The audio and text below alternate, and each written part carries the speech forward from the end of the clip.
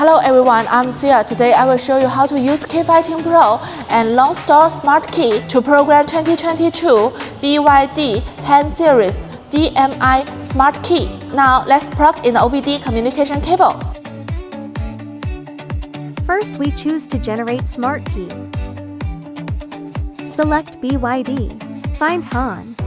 Select the menu for EV 2021 to 2024. Put our Lonsdor key into the card slot. Click Generate. OK, key generation failed. We take it to another location to generate. Avoid being disturbed. Now we regenerate. Generated successfully. Return to main menu. The second step is to select Demo and Remote. Select BYD, Smart Key, select Han Series. Select Han DMI Series. After 2022, select Program Smart Key. Number of programmed keys to OK. All keys must participate in the programming. Now let's put the original car keys in the sensing area first.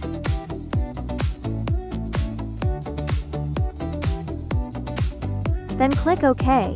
Program successful. Program the next one. Click OK. Now, we put the generated key in the sensing area.